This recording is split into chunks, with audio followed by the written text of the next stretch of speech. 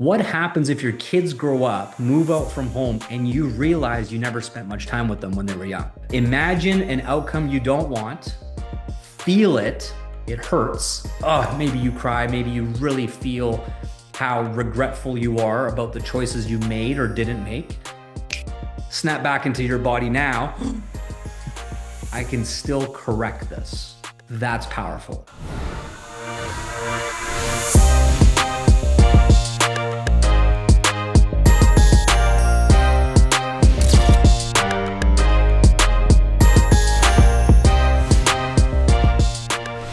So Tony Robbins had a whole training on this, which is where I first learned about this, where the human condition is the when we talk about living in fear, we're living in fear of what could go wrong if we did something, like the risk of starting a business. What happens if we lose our money? What happens if this happens? So we're afraid of that happening, right? Now, opportunity cost is the opposite. It's like, if I did this, what's the best case scenario? If I made it happen, right? And then all of a sudden you have this contrast. Worst case scenario doesn't work out, but what's best case scenario? Best case scenario is often not even considered by most people because the fear stops them from thinking anything positive could happen. But once you have best case scenario and worst case scenario, you have contrast between the two opposites. You're like, this is the worst that could happen. But best case, which usually isn't even the best case because you can't even fathom it with your imagination. Best case is even better. But let's just say, like, you really stretch yourself to be like, I'm a millionaire, and you're not right now, right? So, like, I make $1 million a year, which means this, which means this, which means this. Oh my gosh, my life is so incredible. Worst case scenario, I lose 10 grand or 20 grand on this thing. And I have the same job, the same schedule, the same life. Life kind of fucking goes on. Let's be honest. That's worst case scenario. That's not how people look at it because they don't have an abundance mindset, but that's really the truth, right? That's the gap. So then when we talk about avoiding pain or gaining pleasure, most people that are doing ads for Enagic and stuff, they're always talking about time freedom, location freedom, travel the world, spend time with your kids. These are all gain pleasure ways of communicating. This is the pleasure you receive when you succeed in the business. This is the outcome, the results, right? And people are like, ah, get rich quick scheme. They just brush it off because they're like, they don't understand that that happens after the work. That happens after you've earned it. Those are the outcomes that are the pleasure that you get to experience for doing the hard things first, right? But if you take those exact same things of time freedom, location freedom, spend time with your kids, whatever, and you now flip it and you describe it differently, what happens if your kids grow up, move out from home, and you realize you never spent much time with them when they were young? That's the same thing as time freedom, spend time with your kids, but it's now the reversal of 20 years have passed, looking in hindsight and realizing, I wish I could go back, but you just can't. That gap is now the opportunity cost. You get to imagine an outcome you don't want, feel it, it hurts. Oh, maybe you cry, maybe you really feel how regretful you are about the choices you made or didn't make. So you're living in this 20 years from now body and feeling. It's scary, it's a nightmare. Snap back into your body now. I can still correct this. That's powerful. To go into the future, live something in your imagination you don't want, come back and realize the choices you can make today could take you in a new direction in the future. That is literally one of the most powerful ways to create your reality, is to kind of be like, what if it was this versus this? Come back to now and you get a new opportunity to make different choices. But most people don't operate this way. They just go, ah, it's fine. It's not important. It's okay. My kids will understand. I see them on the weekends. It's not a big deal. That's what everybody does. All these justifications and excuses to then one day let's say their kid is getting married. They're walking the person down the aisle and it just all hits them. Literally 30 years, all the flashbacks, all the memories, all the times you weren't there, all the times you missed the dance class, all the times you weren't around, the trips you didn't take, the excuses you made, the business trips that were more important, blah, blah, blah, blah, blah. And it all just hits you and you go, I fucked up. And now you got to live with that because you also can't really admit it to anybody. What are you going to admit it to your daughter who just got married on her wedding day and ruin her day? No, you're going to sit with that, keep it quiet, not tell anybody. It eats you alive, ruins your health. You get cancer from that.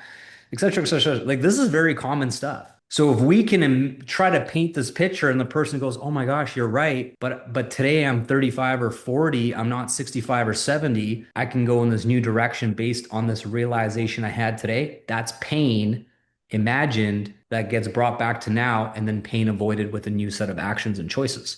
This is how you get through to people that are not broke, desperate, lack, scarcity, because they're so caught up in it's good enough that they can't imagine how much better it could be. And this is literally like the majority of people out there who think they've made it and they're successful. This is who I'm describing right now.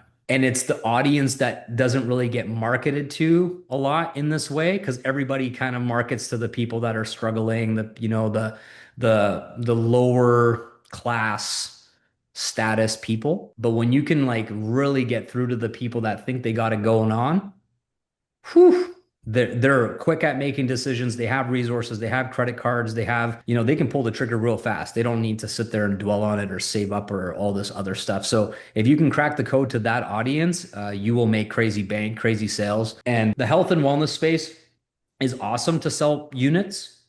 Just don't necessarily bank on a lot of duplication. Yep, I get that for sure. What It you can, just described. it can happen. It can happen, but it's just usually slower burning and they have the products for quite some time and they get great feedback from their clients and things along those lines. And then a lot of the time it goes back to what we've talked about with massage therapists, chiropractors, personal trainers, all of that, where they start to kind of open their eyes and go, wait a second, I love this company. I love this product so much. I'm kind of limited in my career. And they transition over. So there's lots of people in our community that have that background as well. And they now make more, have more freedom, all those great things. But it's just really dependent on how you market it to them initially, right? You can't market the health side and then do the bait and switch into the business in the initial sales process because they won't like that. It has to be like later. They Yeah. know. But if you market it with the lifestyle, the freedom, the career change, the opportunity cost stuff up front, even though they're health conscious people, then they can come right into it being like, you're right. I've been feeling this type of way for a while. I just didn't know how to get out of it. Yeah. It's like That it's a bit of a ex- trap. yeah, that excites me what you're describing. So I think I'm on the right track. I just need to fine tune it a bit. Yeah, you are definitely on the right track. If you not only, like you mentioned earlier, you're getting these audiences that are like realtors and so on, like these buckets of people, but within those buckets, you also got to go a little bit deeper on the psychographics. So you have to have realtors who are 25 to 30 years old, realtors who are 30 to 35 years old, realtors who are 35 to 40 years old, right? Within the realtor bucket, you got to go deeper on the age bracket. And then within that bucket again, realtors between 35 and 40 who want kids, realtors who are 35 and 40 who don't want kids. See what I'm saying? So if you kind of layer these specific big life pieces on top of each other, and then you come up with the hook, the angle, the pain, the opportunity cost for that specific 5 year window with that specific life and personal goal all on top of each other, then you create the content or the ads for them, they'll hear it and go, oh, like it's speaking directly to them. Like they will feel seen and understood. But if you're vague and you say, are you a realtor who maybe wants a family one day? Maybe this, maybe that. They're just like, I kind of had you, but not really. See what I'm saying? See the difference? Yeah. So then you could technically focus, like, here's another idea for you. You could do realtors in like the month of March. That's it. Mm. So now you Wow. have a theme. I'm going to dial in my content just for realtors in the whole month of March. But the first week, I'm going to focus on realtors in this age that don't want kids. The second week, I'm going to do this age who do want kids. Third week, I'm going to do this age who already have kids. See what I'm saying? And I so all love of a sudden now you spend a week on like dialing it in, bunch of ads, bunch of content, etc., turning it into ads and being done with it and just letting it ride, letting it test. And the next month you can do chiropractors. So you could do an entire year of picking like 6 to 10 health related things like careers or professions and just hyper focusing on it, getting it done, building it out, creating it, and then having it live on the internet and generate you leads and whatnot. So that if you really wanted to go so diverse, you could, but I would probably just choose your favorite health related business owner that you resonate with the most, prove the concept there, leave the rest alone for the time being, and then also one demographic on the business side.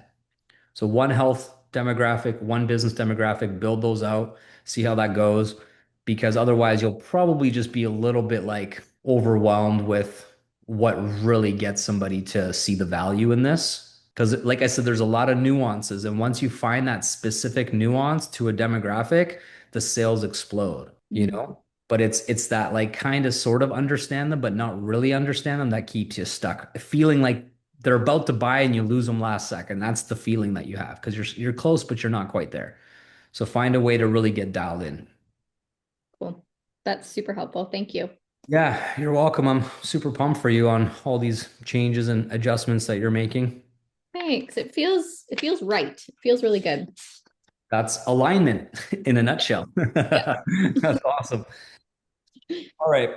Let's move on to Coral and a win that you had since your last group call. Had a few team members rank up. Spent the first 7 weeks of this year on the other side of the world, and our business has really been thriving. Amazing. I love to hear that. We want to create some more urgency and engagement on our calls. We have been working really hard to deliver some high value calls off the back of one of our chats with you. I still feel like some people see them as this optional bonus and they can always catch the replays. So sometimes I feel like we spend hours working on this call and I'm almost begging and reminding people to show up when we deliver. Out of 50 to 80 active members, we get around 25 show up. Okay. Is there something we are missing? Any thoughts on if we should still be doing them? If there is something we are not quite doing right on them, I want to create the same urgency that I have to come on these Diamond Life calls. Yeah, for sure. I think the value gets further established when the people that are on them live get better results than the people who are not on them live. That's essentially your proof that they should be live on the calls, right? So like you mentioned 25 um people are on the calls. Are you doing them weekly or less Yeah, often? every week, every week. Are you And doing any sort of praise and recognition for the people who are live on the calls in the Facebook group or somewhere where everyone else hangs out? not directly, no. So you could try that. You could start to reward the behavior that you want to see other people have. So think about it like this. So yeah, let's just use the number you said. 25 people are live on the call. Get a list of those people from your Zoom, like write them down or whatever, like track them somehow. Post in the community that everybody is a part of in the Facebook group or whatever you're using. Tag all those people. Ask them to leave a takeaway in the comments from what they learned from the call. And then when someone rank advances or makes a new high month or something exciting happens for them, make sure that in the little write up description, you always have a little thing, a little comment. They attend all the calls live every single week, further emphasizing this makes a difference. So, rewarding the behavior that you want to see more of makes people naturally want to be a part of that, right? So, they're like, it's like if you do this, you get a sticker, right? When you're a kid, and then the kid wants to do it more because they want the sticker. So it's like a psychological thing that makes people want to they be recognized and seen for the behavior that is encouraged in the culture of your team. So do more of that. Also, you could do certain things kind of like how I mentioned earlier when I said I had this idea for my podcast, like part one, part two.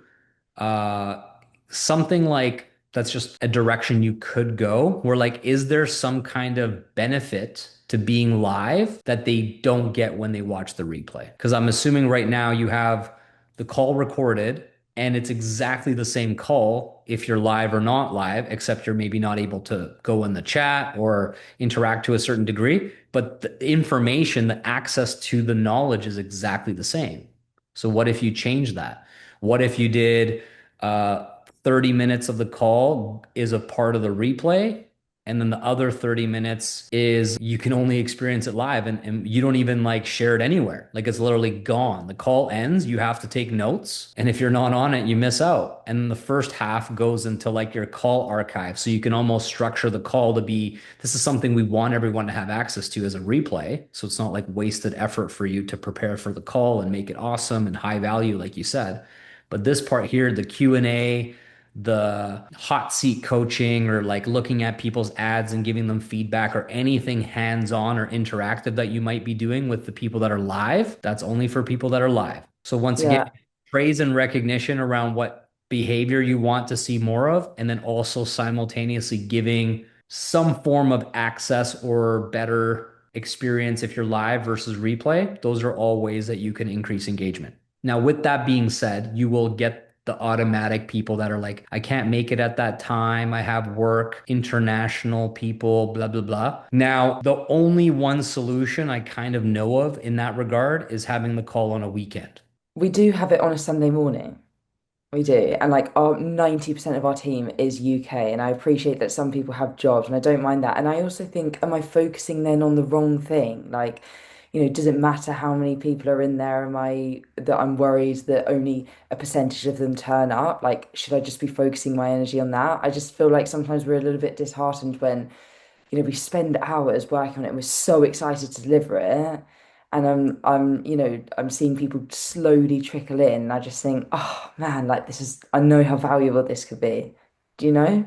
So that's what I'm saying. You have to pay attention to what bothers you. Is it bothering you that your call starts at 9 a.m. and they show up at 9:15? Is it that specifically? Because you say like trickling in, so meaning what? They're late? No, sorry. It's just it starts with like 10, 15 people and then it gets up to like 23. And I just think, in our affiliates chat, there's over 100 people in there. And I know that some of them have maybe inactive, but really like 25% of you It's want to grow your pretty business. standard to not have Yeah. everybody show up. It is. But what I'm saying is, here's the thing. There's people that go, I can't make the call, I'm going to catch the replay, right? But they Mhm. don't watch the replay. That's the real issue.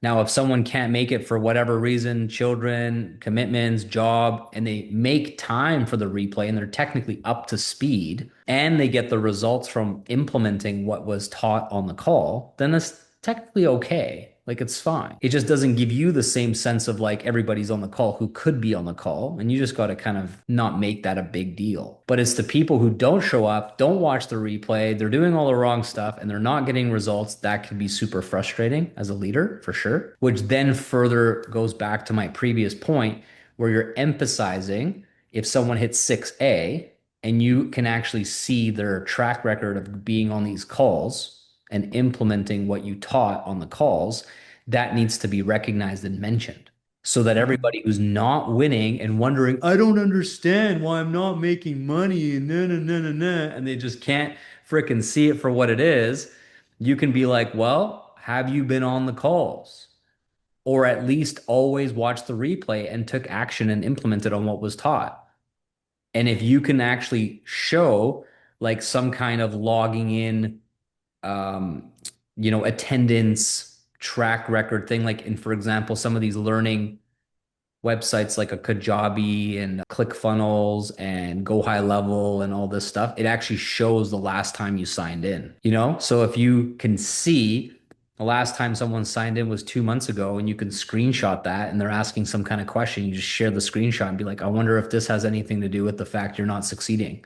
You tell me, what do you think? And they're like, oh, that's what, it's like, oh man, you're busted. Like we literally can see you haven't logged in. There's nothing else to talk about. That's just the facts. So this is like my leadership style. May not be exactly your leadership style, but I like to just call it for what it is.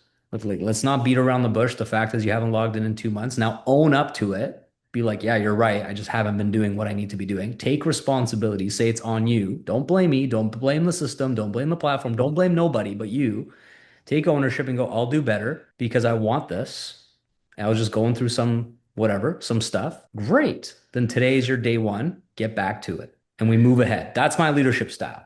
We don't have to sit there and judge and wag the finger and make someone feel bad for not showing up for 2 months. It is what it is. It's in the past. Let's move ahead. But first, before we can do that, you have to have that acknowledgement being like, I didn't show up. I didn't log in. I didn't do it. If you can say that stuff outside, then you have a chance to succeed. But if you can't, then that's your big problem. That's the reason why you are stuck where you are, is because it's everyone else's fault but your own.